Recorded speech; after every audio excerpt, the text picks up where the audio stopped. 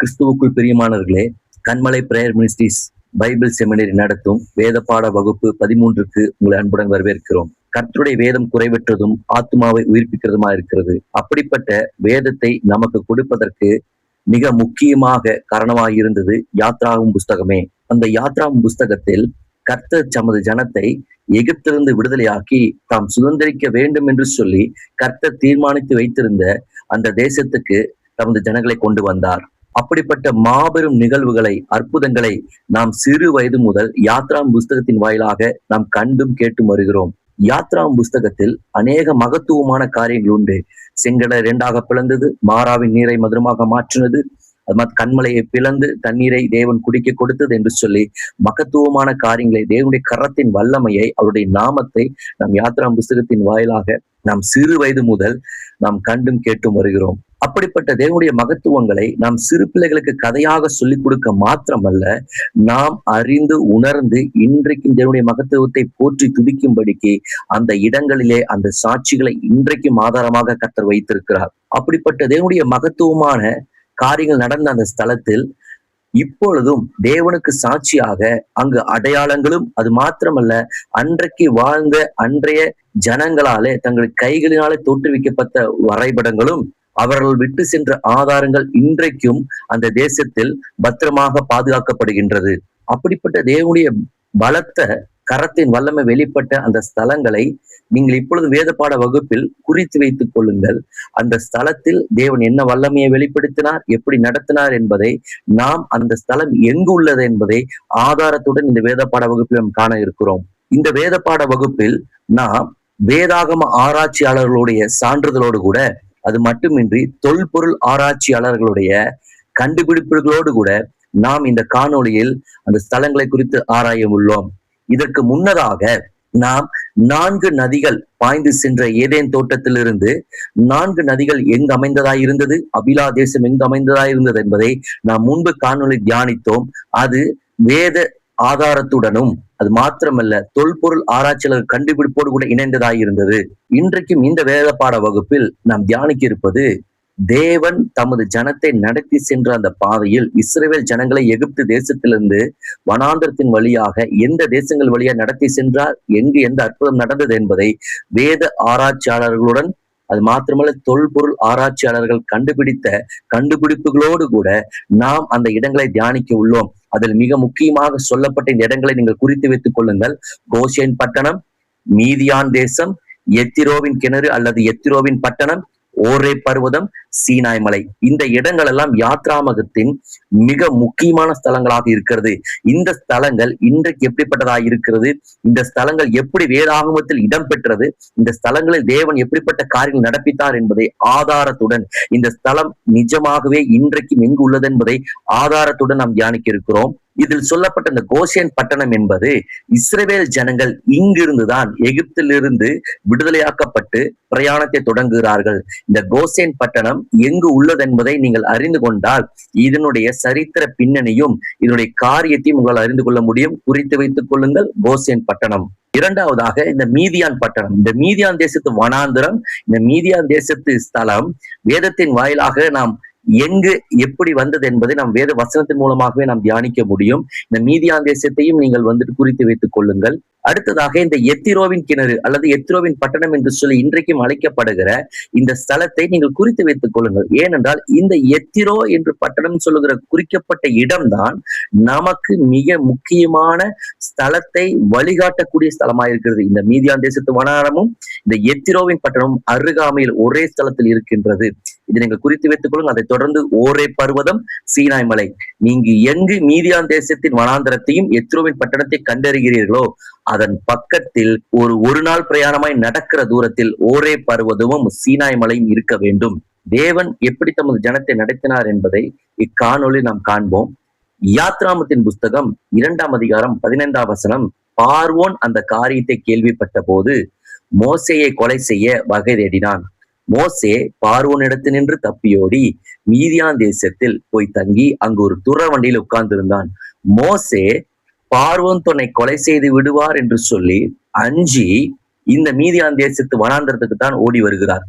Goshen பட்டணத்தில் இருந்து இந்த மீதியான் தேசத்து வனாந்தரத்துக்கு ஓடி வந்து அங்க ஒரு துறவண்டியில உட்கார்ந்து இருக்கிறார் மோசே என்று வசனம் குறிப்பிடுகிறது.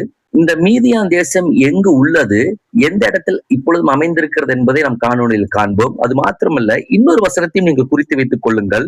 யாத்ராமத்தின் புஸ்தகம் 3ஆம் அதிகாரம் 1ஆம் வசனம், மோசே மீதியான் தேசத்து ஆசாரனாய் இருந்த தன் மாமனாகிய எத்திரோவின் ஆடுகளை மேய்த்து வந்தான். அவன் ஆடுகளை வனாந்தரத்தின் பின்புறத்திலே ஓட்டி தேவ பர்வதமாகிய ஓரே மட்டும் வந்தான். அதாவது இங்கு மோசே மீதியான் தேசத்துல போய் தங்கி இருக்கும் பொழுது தன் மாமனாகிய எத்திரோவினுடைய வீட்டண்டையிலே அவன் தங்கி இருக்கிறான். அவருடைய மகளையே திருமணம் செய்கிறார், அங்கே வாழ்ந்து வருகிறார். இந்த மீதியான் தேசத்துக்கு அருகாமையில வேதவசனம் சொல்லுகிறது, ஆடு மேய்க்கிற தூரம், ஒரு மேய்ப்பாளர், ஒரு ஆடு மேய்க்கிறவர் ஒரு நாள் பிரயாணத்துக்குள்ளாக தான் என்ன பண்ணுவாரு, ஆடுகளை மேய்த்து மாலை நேரத்துல வீடு கொண்டு வந்து சேர்ப்பார். அதே போல இந்த மீதியான் தேசத்து வனாந்தரத்தில் ஒரு நாளுக்குள்ளாக பிரயாணமாய் இருக்கிற தேவ பர்வதமாகிய ஓரேப் என்று சொல்லி வேத வசனம் சொல்லுகிறது. தேவனுடைய பர்வதம் எங்க இருக்கிறது என்றால் மீதியான் தேசத்து வனாந்தரத்தின் அருகாமையில் இருக்கிறது. இந்த மீதியான் தேசம் எங்குள்ளது? தேவனுடைய ஜனங்களே, நீங்கள் வரைபடத்தில் இப்பொழுது பார்க்கிறீர்கள், எகிப்து தேசத்திலிருந்து ஒரு கோடு அப்படியாக வரைந்து சீனாய் பெனின்சுலா வழியாக வனாந்தரத்தின் வழியாக கொண்டு போய் ஒரு தேசத்தில் முடியறுகிறது. எங்க என்றால் அரேபியா தேசம். அதாவது அரேபியா தேசத்தினுடைய தொடக்க பாலைவனமா இருக்கிற, அதாவது கடலுக்கு மிக அருகில் இருக்கிற ஒரு தேசம் தான் மீதியான். அந்த மீதியான் தேசத்தை சுற்றிலும் 2 ஸ்தலங்கள் இருக்கிறது. சீனாய் மலை இருக்கிறது, எத்திரோ இருக்கிறது. நீங்க நன்கு குறித்து வைத்துக் கொள்ளுங்கள். மீதியான் தேசத்து பக்கத்துல இருக்கிற மலைதான் சீனாய் மலை. அதற்கு தாழ்வாக இன்னுமாய் நடைப்பிரயாணமாய் இன்னும் ஒரு நாள் கூட நடக்கிற பிரயாண தூரத்தில் இருக்கிறதான் எத்திரோவினுடைய பட்டணம் அல்லது எத்திரோவினுடைய கிணறு. சரிங்களா? சோ தேவனுடைய ஜனங்கள் இந்த கோசேன் பட்டணத்திலிருந்து புறப்பட்டு வரும் பொழுது அப்படியே வனாந்தரத்தின் வழியாக வந்து, இது மோசே வந்த வழி. கோசேன் பட்டணத்திலிருந்து ஏலிமுக்கு வந்து ஏலிமிலிருந்து இருந்து மீதியானுக்கு வருகிறார் மோசே. இந்த வழியாக முதல் முறை பார்வோனுக்கு பயந்து மோசே இந்த வழியாக பிரயாணம் பண்ணி மீதியானுக்கு வந்து அடைகிறார். சரிங்களா? இந்த மீதியானுக்கு வந்த பிறகு தேவன் இந்த சீனாய் மலையில் தான் மோசேவானவருக்கு தரிசனமாகிறார். நன்கு புரிந்து கொள்ளுங்கள், இந்த மீதியான் தேசம் அரபு தேசத்தினுடைய தொடக்க பாலைவனமா இருக்கிற மலைப்பகுதியா இருக்கிற தேசத்தில் தான் இந்த மீதியான் தேசம் அமைந்திருக்கிறது. சீனாய் மலை அமைந்திருக்கிறது. எத்திரோனுடைய பட்டணம் அமைந்திருக்கிறது.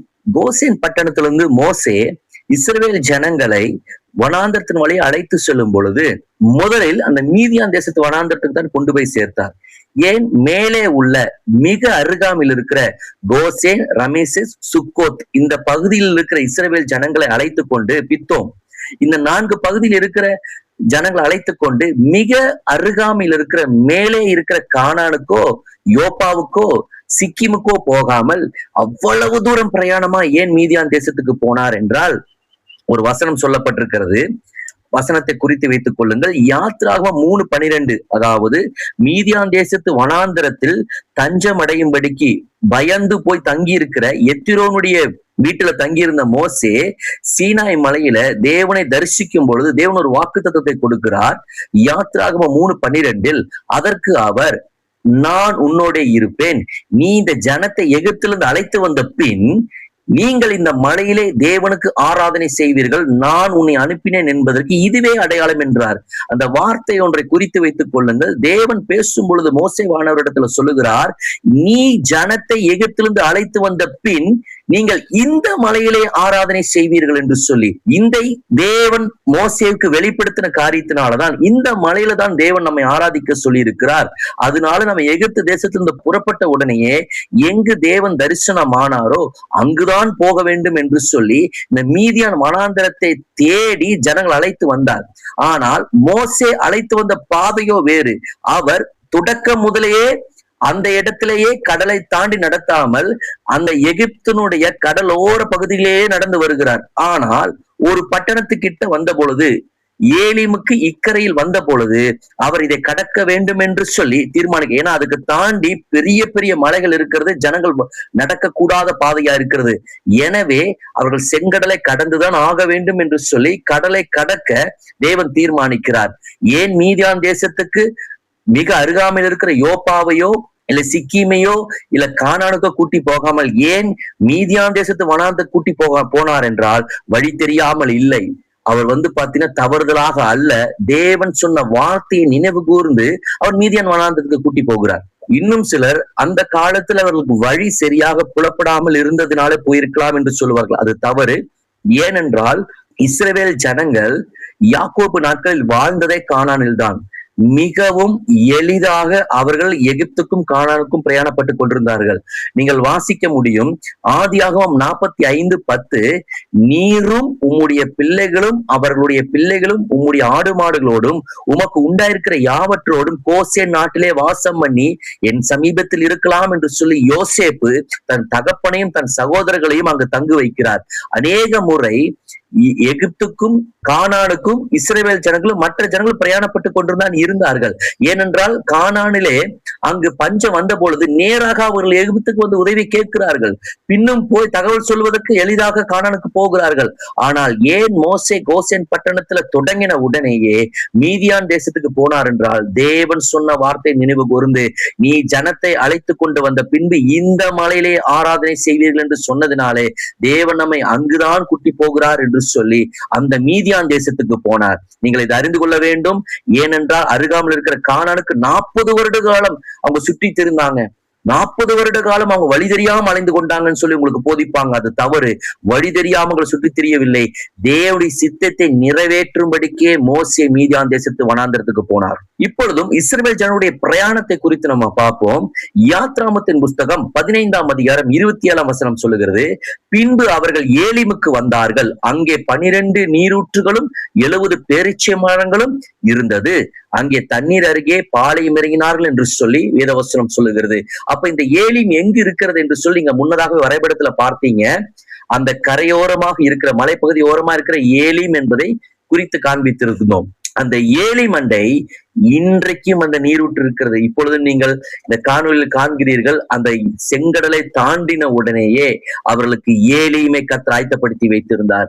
இப்பொழுதல்ல, முன்னதாகவே என் ஜனம் தாகத்தோடு கூட இந்த இடத்துக்கு வரும், விடாய்த்த ஆத்துமாவா என் ஜனம் வரும் என்று சொல்லி ஏலியுமை கர்த்தர் படைத்து வைத்திருந்தார். அந்த ஏலிம் இன்றைக்கும் இருக்கிறது.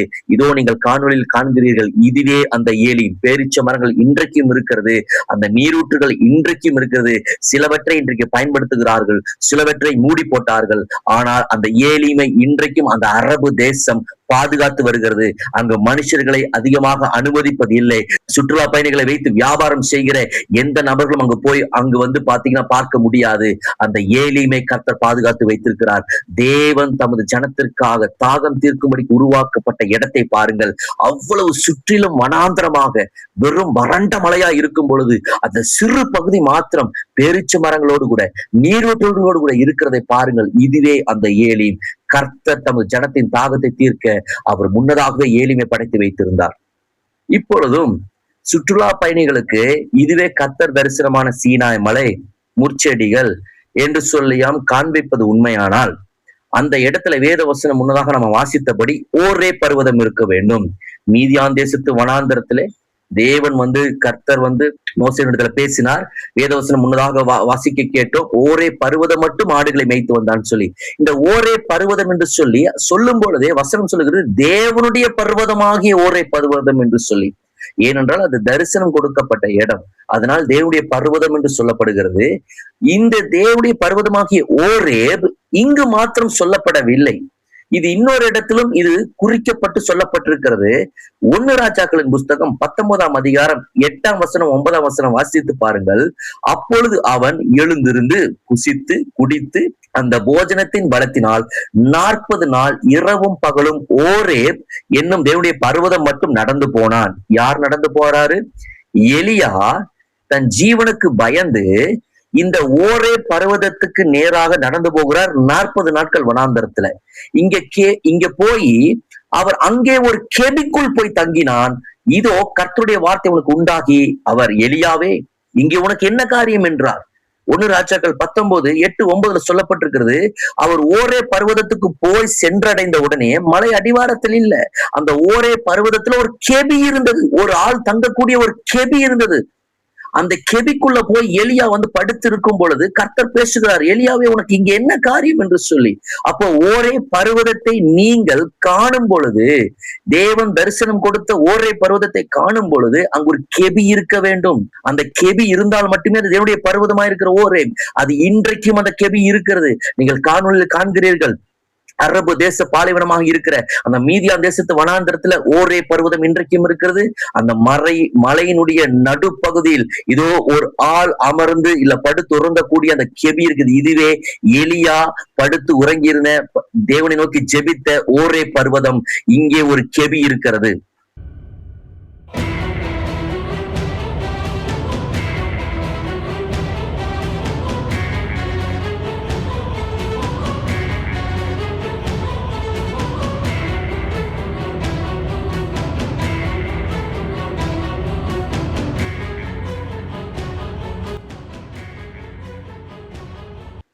இந்த இடத்தை எப்படி நீங்கள் உறுதிப்படுத்தலாம் என்றால், யாத்ராமத்தின் புஸ்தகம் 24ஆம் அதிகாரம் 4ஆம் வசனத்துல, அதிகாலமே மோசே எழுந்து ஒரு பலிபீடத்தை உண்டாக்கி மலையின் அடிவாரத்துல, அதாவது தேவனுடைய பர்வதமாய் இருக்கிற அந்த ஓரே பர்வதத்துல மலை அடிவாரத்துல யாத்ராம் 24:4 சொல்லப்பட்டிருக்கிறது. அதிகாலமே எழுந்து அவர் அங்கு ஒரு பலிபீடத்தை உண்டாக்கி இஸ்ரவேல் ஜனங்களுடைய கோத்திரங்களின்படியே அவர் அங்கு பலி செலுத்துகிறார். இன்றைக்கும் அந்த இடத்தை நீங்கள் பார்க்கிறீர்கள்.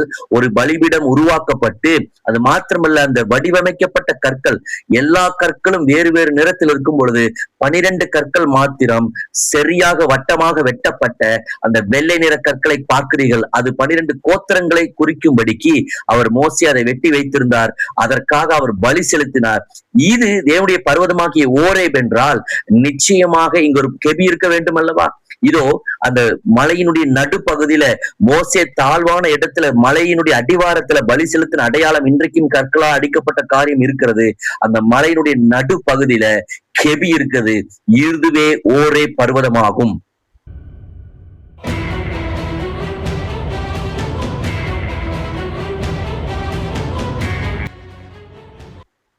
இங்கிருந்து ஜனங்கள் பிரயாணத்தை மீண்டுமாய் தொடங்குகிறார்கள். இதுல நீங்க காண முடியும், யாத்ராகமம் 17ஆம் அதிகாரம் 6ஆம் வசனம், அங்கே ஓரேபிலே நான் உனக்கு முன்பாக கன்மலை மேல் நிற்பேன், நீ அந்த கன்மலையே அடி, அப்பொழுது ஜனங்கள் குடிக்க அதிலிருந்து தண்ணீர் புறப்படும் என்றார். அப்படியே மோசே இஸ்ரவேல் மூப்பரின் கண்களுக்கு முன்பாக செய்தான். வேதத்துல வாசிக்கிறீங்க, ஓரே பர்வதத்துல இவங்க பலி செலுத்தி முடித்ததுக்கு அப்புறம் இவங்க பிரயாணத்தை தொடங்குறாங்க. தொடங்கி சிறிது நேரத்திலேயே இவர்களுக்கு தாகம் உண்டாகிறது. தாகம் உண்டான பொழுது தேவன் சொல்லுகிறாரு, கண்மலையை பார்த்து அடி என்று சொல்லி. ஓரே பர்வதத்துக்கு அருகாமையில என்ன இருக்க வேண்டும்? கண்மலை இருக்க வேண்டும். இதோ நீங்கள் இந்த காணொளியில பார்க்கிறீங்க, கண்மலை, பிளக்கப்பட்ட கண்மலை இருக்கிறது. இந்த கண்மலையிலிருந்து மோசே அடித்த உடனே பல ஆயிரம் கன அடி தண்ணீர் புறப்பட்டு வந்ததற்கான அடையாளம் இன்றைக்கும் இருக்கிறது. இந்த கண்மலையிலிருந்து தண்ணீர் புறப்பட்டு ஓடின அடையாளம் இன்றைக்கும் இருக்கிறது. இந்த ஆதாரங்கள் எல்லாம் சேதமாவதற்கு எந்த வாய்ப்பும் கிடையாது. இதோ பிளக்கப்பட்ட கண்மலையும் தண்ணீர் புரண்டோடின பெரிய அடையாளமும் காணப்படுகிறது. ஓரே பர்வதம் இருக்கிறது. அந்த ஓரே பர்வதத்துல கெபி இருந்தது. அதுல இருந்து பிரயாணப்பட்டு நம்ம தாண்டி வரும் பொழுது இது பிளக்கப்பட்ட கண்மலை, தண்ணீர் புரண்டோடின அடையாளத்தோடு கூட அந்த கற்கள் கரைந்து அந்த இடத்துல எல்லாம் நீரூற்றாய் ஓடின அடையாளங்களோடு கூட கண்மலை இருக்கிறது. இதுவே ஜனங்கள் தாகம் தீர்க்கப்பட்ட கண்மலை. இதை தாண்டி வந்த பின்பு மீண்டும் ஜனங்கள் சோரம் போனார்கள். மீண்டும் ஜனங்கள் வந்து பாத்தீங்கன்னா தேவனை விட்டு பிரிந்து போகிற காரியத்தை செய்தார்கள்.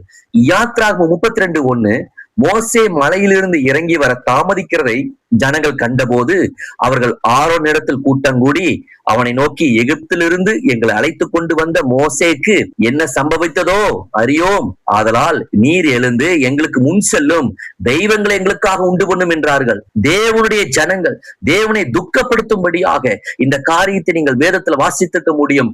கன்றுக்குட்டியை செய்து வைத்து தன் ஆபரணங்களை எல்லாம் கலட்டி கொடுத்து, எகிப்திலிருந்து கொண்டு வந்த அந்த பொன் ஆபரணங்களை எல்லாம் கொடுத்து கன்றுக்குட்டியை செய்யும்படிக்கு, அது மேல் தகட்டால் பதிய செய்யும்படிக்கு எவ்வளவு காரியத்தை செய்தார்கள். இந்த இடத்தில் இதோ கற்கள் அடுக்கி வைக்கப்பட்டிருக்கிறது நீங்க பார்க்கிறீர்கள். சில கற்கள் மனிதர்களால் அடுக்கப்பட்டதாயும், சில கற்கள் முன்னதாகவே இருந்ததாயும் இருக்கிறது. இந்த கற்களிலே ஜனங்கள் தன் கைகளினாலே வரைந்த வரைபடங்களை பார்க்கிறீர்கள். கன்று குட்டிகளையும் அது மாத்திரமல்ல, முன்பதாக நாங்கள் இப்படியாக ஆராதனை செய்கிறோம்ங்கிற அந்த களியாட்டத்தை எல்லாம் அவங்க வரைந்து வைத்திருக்கிறார்கள். அந்த கன்று குட்டிக்கு முன்பதாக ஆராதனை செய்கிற எல்லா அடையாளங்களையும் இன்றைக்கு வைத்திருக்கிறார்கள். இதுவே ஜனங்கள் சோரம் போன, தேவனை துக்கப்படுத்தின கன்றுக்குட்டியை செய்து வைத்து நடனமாடி பாவத்துக்குள்ளாக விழுந்த ஸ்தலமாகும்.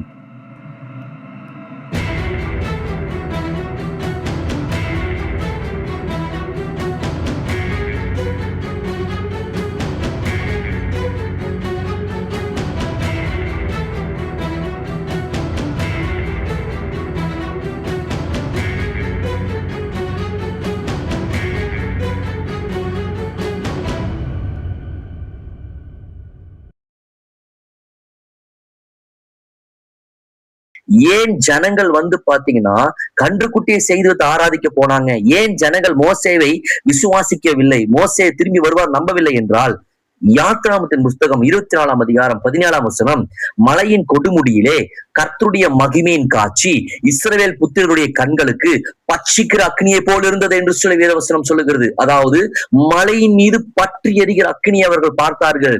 இதை கண்ட உடனே 40 நாட்கள் மலையின் மீது அக்னி பற்றி எரிந்து கொண்டிருக்கிறது.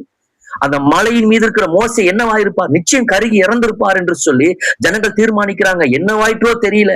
ஏன்னா இங்கிருந்து பார்க்கும் பொழுது கொடுமுடியிலே தேவனுடைய பட்சிக்கிற அக்கினி கண்களுக்கு முன்பாக தெரிகிறது. ஒரு மனிதன் ஒரு இடத்துல நிற்கிறார், அந்த இடம் முழுக்க அக்கினி பற்றி எரிகிறது என்றால் என்ன தெரிந்திருக்கும்? நிச்சயமாக அதுல அந்த மனிதன் இறந்திருப்பார் என்றுதான் முடிவு செய்திருப்பாங்க. அதே போல யாத்ராம் 24:17 படி ஜனங்கள் கீழிருந்து பார்க்கும் பொழுது கொடுமுடியிலே தேவனுடைய பட்சிக்கிற அக்னியை பார்க்கிறாங்க. அதனால இஸ்ரவேல் ஜனங்கள் முடிவு செய்யறாங்க, ஒருவேளை மோசே இதுல இறந்திருக்கலாம் என்று சொல்லி. ஆனால் இன்றைக்கு அந்த மலையை நீங்க பாக்குறீங்க, அந்த பட்சிக்கிற அக்கினி எரிந்த மலை இன்றைக்கும் கொடுமுடியிலே எரிந்த வண்ணமாக இருக்கிறது. ஆனால் இதுக்குள்ள இருந்து ஜெபித்த மோசேவுக்கு ஒரு முடி கூட கருகவில்லை. தேவன் தமது வல்லமையோடு கூட மகிமையோடு கூட மோசே இறங்கி வர செய்திருந்தார். இதோ அந்த மலை தேவன் தரிசனமான சீனாய் மலை, கர்த்தர் மோசேவிடத்துல பேசின மலை. அந்த மலையில கொடுமுடி இன்றைக்கும் கருகியதாய் இருக்கிறது. ஏனென்றால் இங்கு மழை வராது. மழை வராதால இன்றைக்கும் அந்த இடம் பாதுகாக்கப்படுகிறது. சுற்றிலும் எல்லா மலைகளும் சுற்றிலும் இருக்கிற கற்கள் எல்லாம் வெண்மையாக இருக்கும் பொழுது அந்த கொடுமுடியை மட்டும் பாருங்க, கருகிய நிலையில இருக்குது பாருங்க. தேவன் தரிசனம் கொடுத்த இடம். இந்த இடத்துல எந்த சுற்றுலா பயணிகளையோ வியாபாரிகளையோ அந்த நாட்டு அரசாங்கம் அனுமதிப்பதில்லை. தேவன் நடந்த, தேவன் வெளிப்பட்ட, தேவன் பேசின இடத்தை அந்த அரசாங்கம் பாதுகாத்து வருகிறது. இதுவே கர்த்தர் பேசின ஸ்தலமாகும். அந்த கொடுமுடியிலே பட்சிக்கிற அக்னியாய் தேவன் வெளிப்பட்ட ஸ்தலமாகும். இதை தொடர்ந்து ஜனங்கள் புறப்பட்டு வரும் பொழுது அடுத்து தேவன் ஒரு அற்புதத்தை செய்கிறார். என்னாகமம் 11ஆம் அதிகாரம் 7-8 வசனம், அந்த மன்னா கொத்துமல்லி விதையை மாத்திரமும் அது நிறம் முத்து போலவும் இருந்தது. ஜனங்கள் போய் அதை பொறுக்கி கொண்டு வந்து எந்திரங்களில் அரைத்தாவது, உரல்கள் இடித்தாவது, பானைகளில் சமைப்பார்கள், அப்பங்களுமாக சுடுவார்கள். அதன் ருசி புதிய ஒலிவ எண்ணெயின் ருசி போல் இருந்தது என்று சொல்லி ஒரு அருமையான ஒரு உணவை தேவன் வானத்திலிருந்து பொழிந்திருந்த ஸ்தலத்தை நீங்க பாக்குறீங்க. இப்பொழுதும் நீங்கள் காணொலியில் காண்கிறீங்க. இந்த இடத்துல ஆயிரக்கணக்கான கற்கள், இஸ்ரவேல் ஜனங்கள் லட்சக்கணக்கான ஜனங்கள் ஒரு இடத்துல கூடியிருந்த இடத்துல, கூடாரம் போட்டு இருந்த இடத்துல தேவன் வானத்திலிருந்து இந்த மன்னாவை பொழிந்தருளினார். அதை எடுத்து அரைத்து அவங்க சாப்பிட்டாங்களாம். அதை பார்க்க, அந்த வசனத்தை பார்க்கும் பொழுதே தெரிகிறது அதை அரைத்திருக்கிறாங்க. இதோ நீங்க காணொலி பார்க்கிறீங்க, ஆயிரக்கணக்கான கற்கள் மன்னாவை போட்டு அரைப்பதற்கு வண்ணமாக வடிவமைக்கப்பட்டிருக்கிறது. இதிலே அந்த மன்னாவை போட்டு அவங்க அரைத்து அவங்க சாப்பிட்டாங்க. இந்த இடத்தை சுற்றிலும் இஸ்ரவேல் ஜனங்கள் தன் கைகளினாலே வரைந்து வைத்த ஆசரிப்பு கூடாரத்தில் இருக்கிற பொருட்களை பார்க்க முடியும். அது மாத்திரமல்ல, அவர்களுடைய எழுத்துக்களை பார்க்க முடியும். இஸ்ரவேல் ஜனங்கள் இங்க கடந்து போன அடையாளங்கள் இன்றைக்கும் இருக்கிறது. அது மாத்திரமல்ல, அந்த கற்களை பாருங்கள், ஆயிரக்கணக்கான கற்கள். அவர்கள் கைகளினாலே அந்த மன்னாவை அரைத்து சாப்பிட்ட இடம் இதுவே. இன்றைக்கும் அந்த கற்கள் அங்கே கிடக்கின்றது. தேவனுடைய ஜனங்களே, இப்பொழுது நீங்கள் அறிந்து கொண்டிருக்கலாம். யாத்ராகும் 2:15 பார்வோன் அந்த காரியத்துக்கு கேள்விப்பட்ட போது மோசேயை கொலை செய்ய வகதேடினான். மோசே பார்வோனிடத்தில் தப்பியோடி மீதியான் தேசத்தில் போய் தங்கினான் என்று சொல்லி, அந்த மீதியான் தேசம் எங்க இருந்தது என்று சொல்லி நீங்க பார்த்தீங்களவா? அரபு தேசத்தினுடைய பாலைவனமாய் இருக்கிற இடத்துல இருக்கிறது மீதியான் தேசம். அதை தொடர்ந்து அது அருகாமையில் தேவனுடைய பர்வதமாக ஓரேப் இருக்கிறது, சீனாய் மலை இருக்கிறது, கண்மலை இருக்கிறது, ஜனங்கள் மன்னாவை புசித்த இடமும் இருக்கிறது. இதிலிருந்து தான் மீண்டுமாய் புறப்பட்டு அவர்கள் கானான் வரைக்கும் கொண்டு செல்லப்பட்டார்கள். ஏலிமை பார்த்தீர்கள். ஏலிமிலே தேவனுடைய அன்பு விளங்கும். இஸ்ரவேல் ஜனங்கள் வனாந்தரத்துல இந்த செங்கடலை பிளந்து தாண்டி வந்த பொழுது தாகம் எடுக்கும் என்று சொல்லி தேவன் முன்னே அறிந்திருந்தார். அந்த வனாந்தரத்துல ஒரு புல் பூண்டு கூட முளைக்காத இடத்துல தேவன் பேரிச்ச மரங்களையும் அது மாத்திரமல்ல தண்ணீர் துறவியும் கர்த்தர் வைத்திருந்தார். எவ்வளவு அன்பு நிறைந்த தேவன் பார்த்தீர்களா? அந்த தேவனுடைய ஜனங்களே, நீங்கள் இப்பொழுதும் மனுஷரால உண்டாக்கப்பட்ட சுற்றுலா ஸ்தலங்களை நம்பாமல் தேவன் மெய்யாகவே செய்த அற்புதம் செய்த இந்த ஸ்தலத்தை நீங்கள் குறித்து வைத்துக் கொள்ளுங்கள். இந்த இடத்தில் மாத்திரமல்ல, தேவன் நாம் இருக்கிற இடத்தில் வாசம் பண்ணுகிறார். இப்பொழுது மோசேக்கு அந்த மலை குறிக்கப்பட்டது என்றால் உங்களுக்கு ஒரு ஸ்தலம் குறிக்கப்பட்டிருக்கும். உங்க சபையில, உங்க வீட்டுல நீங்க தீவிரமா ஜெபியுங்கள். உங்கள் வீடே உங்களுக்கு சீனாய் மலையா இருக்கும். உங்க சபையே உங்களுக்கு சீனாய் மலையா இருக்கும். உங்களுடைய தேவனுடைய பர்வதம் எது? உங்களுடைய சபைதான். உங்க சபையில போய் முழங்கால் படிட்டு நீங்க பாரத்தோடு ஜெபிக்கும் பொழுது உங்களுடைய தேவ பர்வதமாகிய சபையிலிருந்து கர்த்தர் உங்களுக்கு பேசுவார். உங்களுடைய ஜெப அறைக்குள்ளாக நீங்க முழங்கால் படிட்டு ஜெபிக்கும் பொழுது கர்த்தர் உங்களுக்கு பேசுவார். ஏன்னா பிதாவை எங்கும் தொழுது கொள்ளும் காலம் வந்திருக்குது என்று சொல்லி வேதவசனம் சொல்லுகிறது. அதை தாண்டி வீண் பொருளாதாரத்தை செலவழித்து அங்கும் இங்கும் ஓடி மனுஷர் காண்பிக்கிற பொய்யான இடத்தை கண்டு உங்கள் பொருளாதாரத்தை இழந்து போகாமல் தேவனுடைய பர்வதமாயிருக்கிற உங்களுடைய சபையும் தேவன் உங்களுக்கு பேசும்படிக்கு காத்திருக்கிற உங்களுடைய ஜபரைக்குள்ளாக நீங்க சென்று ஜெபிக்கும் அன்போடு கேட்டுக்கொள்கிறேன். இந்த காணொலி உங்களுக்கு மிக பிரயோஜனமா இருக்கும் என்று சொல்லி விசுவாசிக்கிறேன். நீங்கள் வரைபடங்களோடு கூட இந்த வசனங்களை குறித்து வைத்துக் கொள்ளுங்கள். இது உங்களுடைய வேத பாட வகுப்புக்கு மிக பிரயோஜனமா இருக்கும். கர்த்தர் உங்களை ஆசீர்வதிப்பாராக.